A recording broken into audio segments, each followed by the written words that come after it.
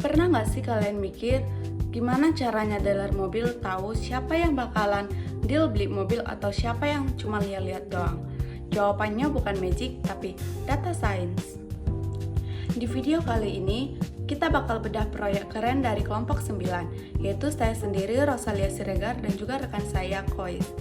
Kami bikin sistem cerdas pakai machine learning buat memprediksi keputusan pembelian mobil. Kita bakal adu 3 algoritma raksasa, yaitu logistic regression, random forest, dan KNN. Siapa yang paling jago nebak? Mari simak video ini sampai habis. Oke, pertama kita lihat bahan bakunya dulu. Kami pakai dataset berisi 1000 data calon pembeli. Fiturnya lengkap banget, ada usia, status, jenis kelamin, riwayat punya mobil, dan juga penghasilan. Dan juga guys, data yang kami gunakan itu bersih banget, nggak ada missing value, nggak ada data duplikat. Ini sih surga buat para data scientist, jadi kita bisa langsung gas preprocessing. Kami mengimbangi data ini menjadi 80% training dan 20% untuk testing. Satu hal menarik pas eksplorasi data, rentang penghasilan calon pembeli itu variatif banget.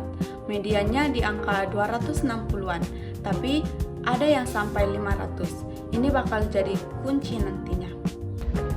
Selanjutnya, saya Kois Olivio dengan NIM 123456267. Sini kita akan masuk ke menu utamanya, yaitu pengujian model. Dari kelompok 9 ini uji 3 algoritma yang berbeda berdasarkan instruksi dari tugasnya.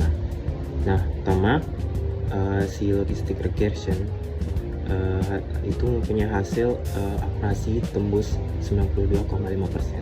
Nah, dengan model ini bagus banget buat nunjukin probabilitas dan AUC skornya. Nah, hampir untuk AUC skornya sendiri itu hampir sempurna ya, di 0,96.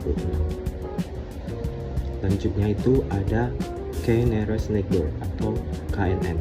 Nah, kedua ini KNN performanya itu identik sama logistic regression. Akurasinya juga 92,5%. Ya stabil, tapi nggak ada peningkatan yang terlalu signifikan itu. Selanjutnya itu ada random forest.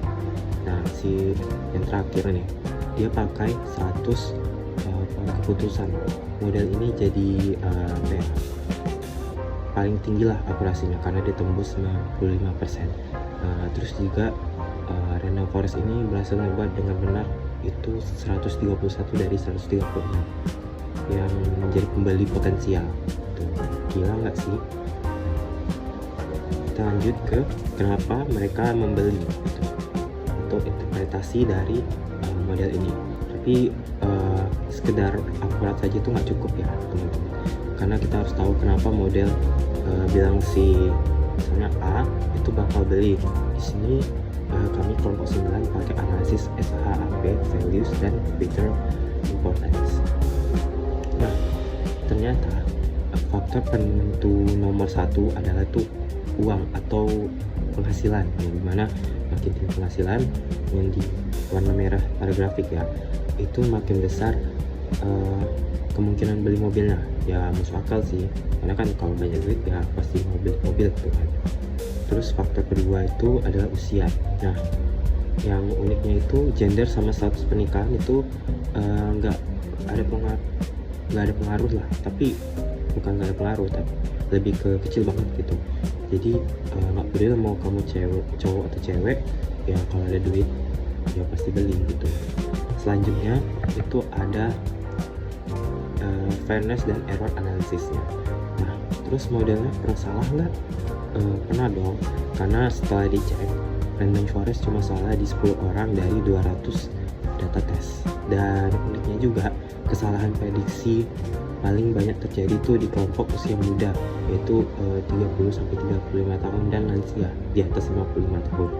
Ya mungkin karena anak-anak muda tuh labil lah, dan lansia juga punya prioritas lain gitu.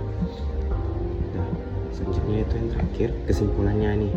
Nah, kesimpulan kalau kalian mau bikin sistem prediksi membeli mobil, random forest itu pilihan terbaik lah dengan akurasi 95%. Tapi ingat, penghasilan tetap jadi hal yang tinggi gitu untuk menentukan keputusan gitu. Gimana menurut kalian nih?